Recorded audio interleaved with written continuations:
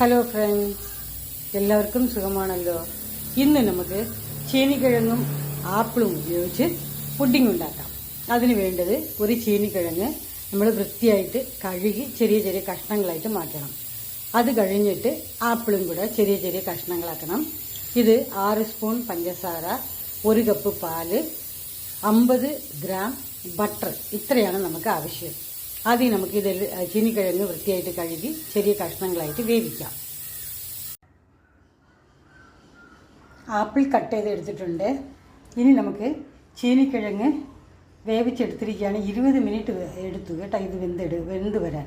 അപ്പോൾ ഇതിൻ്റെ സ്കിന്നും കൂടെ നമുക്ക് റിമൂവ് ചെയ്ത് ഈ പാലും ചേർത്ത് നമുക്ക് മിക്സിയിൽ നന്നായിട്ട് അരച്ചെടുക്കാം. ചീനിക്കിഴങ്ങും ആപ്പിളും പാലും പഞ്ചസാരയും കൂടെ ചേർത്ത് നന്നായിട്ട് നമുക്ക് അരച്ചെടുക്കാം.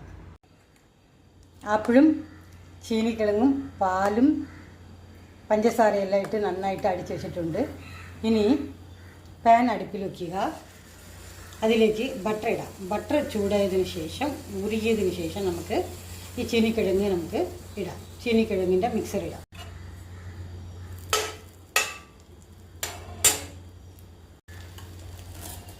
ബട്ടർ നന്നായിട്ട് ഉരുകി. ഇനി നമുക്ക് ഈ ചീനിക്കിഴങ്ങും ആപ്പിളും പാല് ചേർത്ത് അരച്ച് വെച്ചിരിക്കണമല്ലോ, അതുകൂടെ ചേർത്ത് നന്നായിട്ട് നമുക്ക് മിക്സ് ചെയ്ത് ഇതിനെ നല്ല ഇളക്കി നമുക്ക് ഈ വെള്ളമെല്ലാം വറ്റിയതിന് ശേഷം നല്ല കട്ടിയായിട്ടാകണം.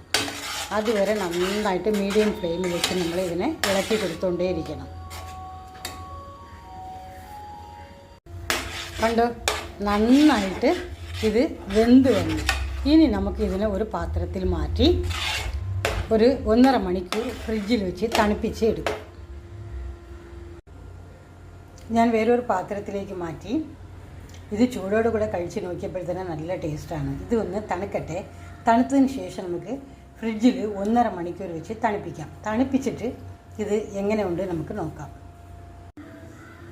നമ്മുടെ സ്വീറ്റ് പൊട്ടറ്റോ ആപ്പിൾ പുഡിംഗ് റെഡിയായി. ഇത് വളരെ ഹെൽത്തി ആൻഡ് ടേസ്റ്റിയായ ഒരു പുഡിങ്ങാണ്. അതുകൊണ്ട് നിങ്ങൾ എല്ലാവരും ഇതൊന്നും ഉണ്ടാക്കി കൊടുക്കണം. എല്ലാവർക്കും ഇഷ്ടപ്പെടും. കുട്ടികൾക്കും മുതിർന്നവർക്കും എല്ലാവർക്കും ഇഷ്ടപ്പെടും.